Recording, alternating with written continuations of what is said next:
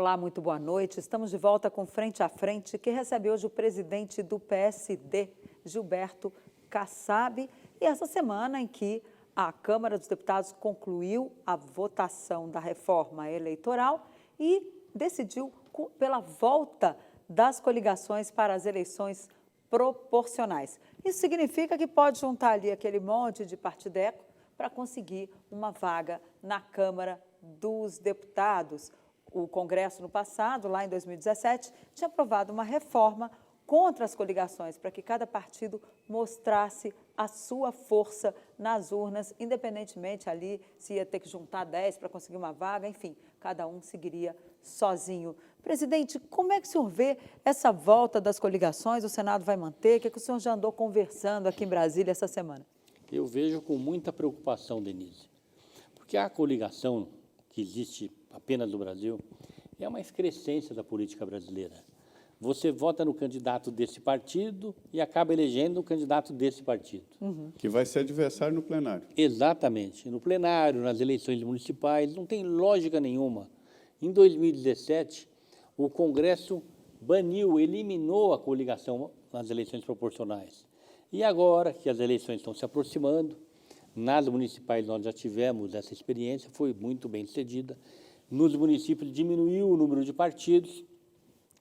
Agora os partidos que não se prepararam, e era previsível, começam a desesperadamente tentar reverter essa lei.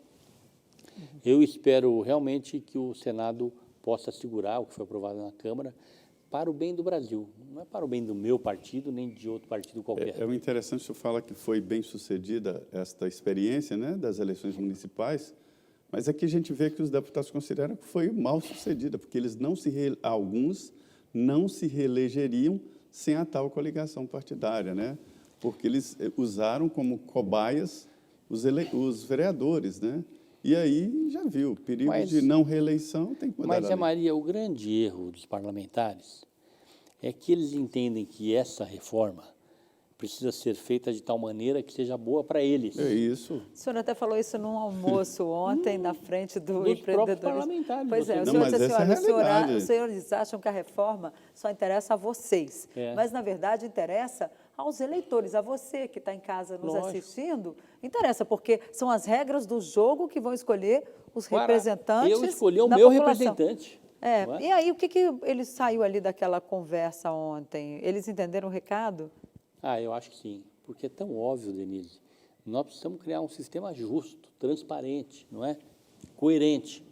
E esse sistema que foi aprovado em 2017, que eu espero que o Senado tome cuidado. O senhor conversou com os senadores já? Tenho Eles conversado vão com derrubar? vários, eu acho que a chance, a perspectiva é muito boa. Felizmente. Nem votaram o projeto? Eu acho que até vota, porque tem maioria. Estou bastante tranquilo.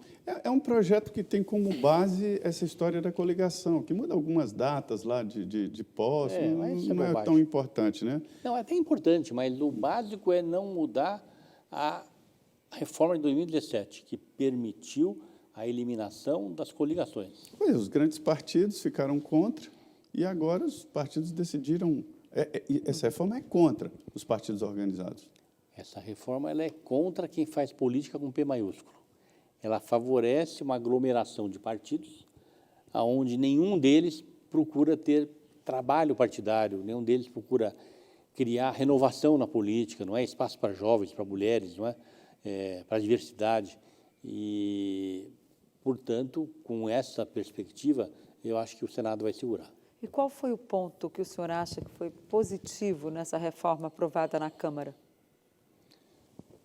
Olha, positivo mesmo, tem a discussão de vários temas, não é? Em relação às mulheres, em relação aos negros.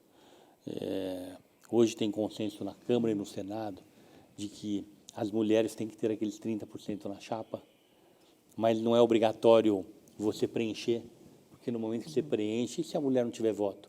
Aí você vai acusar de ter colocado uma laranja lá, um candidato, uma candidata laranja, mas você não vai saber antes da primeira vez se ela tem voto ou não tem voto. Ela se apresenta lá e conta um monte de história. Agora não, agora ficou mais fácil. Você só preenche com candidatura se você tem plena convicção. E não corre o risco de ser acusado aí. O senhor já participou de várias eleições, já disputou vereador, deputado, enfim, eleição de prefeito, essa história do voto impresso, né? Isso já está derrotado, já está engavetado, porque o relator do projeto, que alguns ainda defendem, o senador Marcos Rogério, disse que nem vai tentar. É pertinente esse debate, presidente? Olha, Zé Maria, há 25 anos a gente tem esse sistema de apuração com urna eletrônica. Eu participei com o sistema anterior, onde a apuração era com as cédulas. Aquela coisa horrorosa, né? Lá sim tinha fraude. Eu já vi apurador com uma caneta dentro da unha.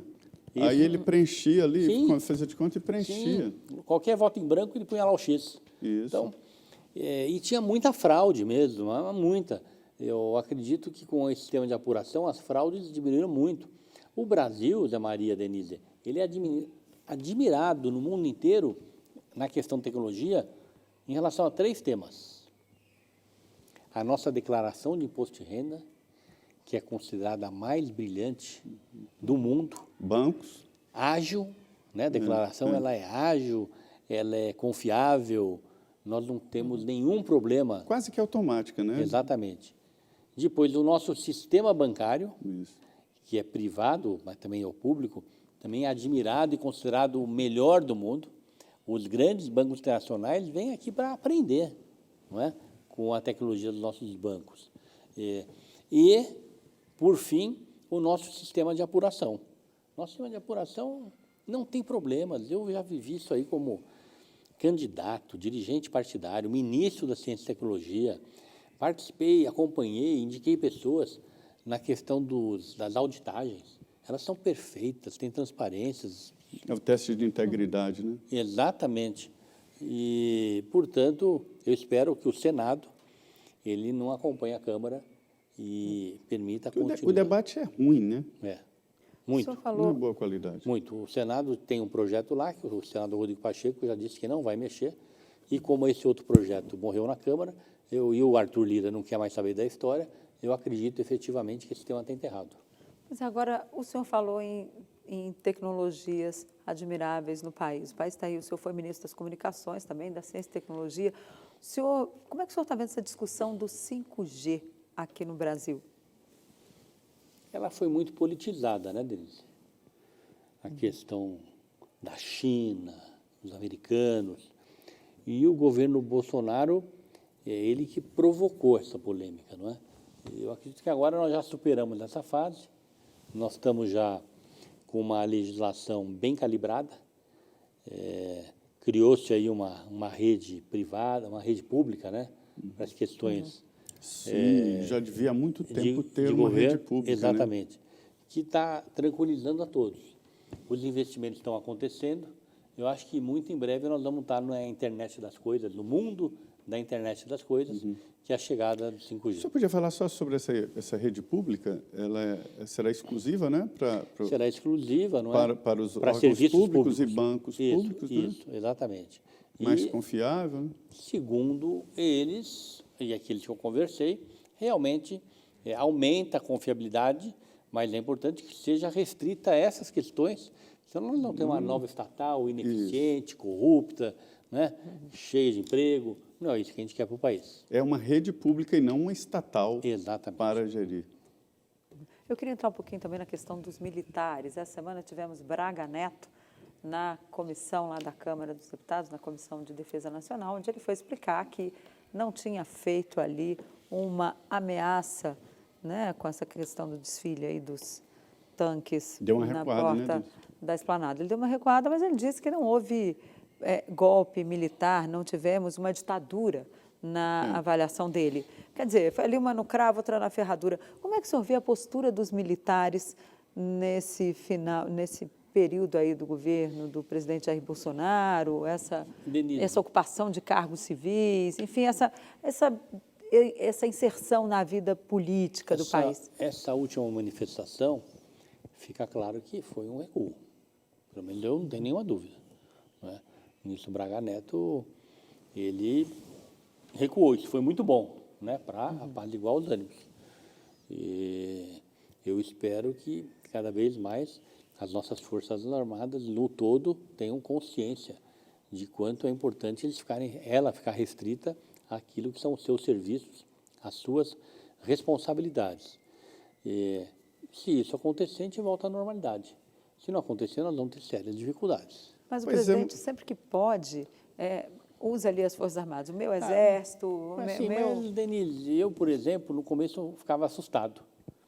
Eu nem levo mais em consideração as observações do presidente, porque a impressão que eu tenho é que ele fala sem pensar, porque se pensasse um pouquinho, lembrando que ele é candidato, que ele é presidente da República, ele jamais falaria essas coisas. E tirando o Eduardo Pazuello, né, não existem militares no governo. Aí fazem as contas, mas são todos da reserva. O Braga Neto, se sair do Ministério da Defesa, ele será um civil, né? Tudo bem, é um militar reformado, sempre será militar, mas ele não está na ativa. Todos os outros militares nomeados, que são muitos, né? Eles são da reserva. Então, o Exército é um governo civil. O Exército, nem Marinha, nem Aeronáutica estão no comando do país. O militar, você tem razão, o militar que é reformado passa a ser um civil. Quase.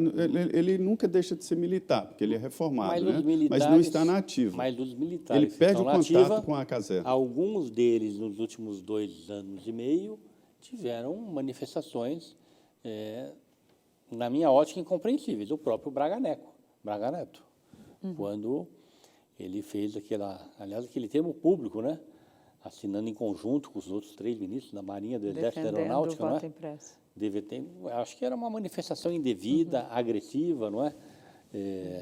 Depois da resposta ao senador Omar Aziz, também O próprio cargo de indevida. ministro da Defesa é questionado assim, para um militar, né? Entendem os juristas que não faz sentido ter um ministro da Defesa militar.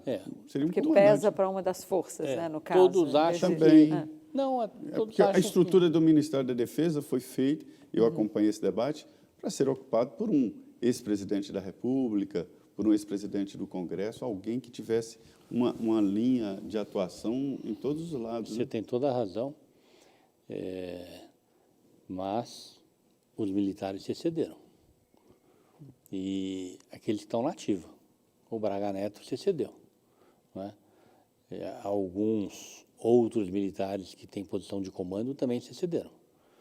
Não acredito que isso vai ter consequência, mas poderia ter tido, não é? Porque é um precedente grave. As Forças Armadas, os comandantes das forças se manifestarem sobre um tema político. Além disso, há uma clara defesa do artigo 142, que eu já li e reli esse artigo e não vejo como a Constituição dá poder moderador para as Forças Armadas. Lá, no mesmo artigo, é claro que coloca o presidente... É um artigo que é o inciso 5 da Constituição que regulamenta as Forças Armadas, competências, tem 10 incisos que falam sobre a atuação das Forças Armadas. E fala claramente que as Forças Armadas estão sob comando supremo do presidente da República. Em nenhum momento fala de possibilidade de intervenção e nós não temos 4 poderes, né? Não existe um poder moderador. É uma forçação de barra, não é? Mas muito de tudo isso pela postura equivocada do presidente da República, não é?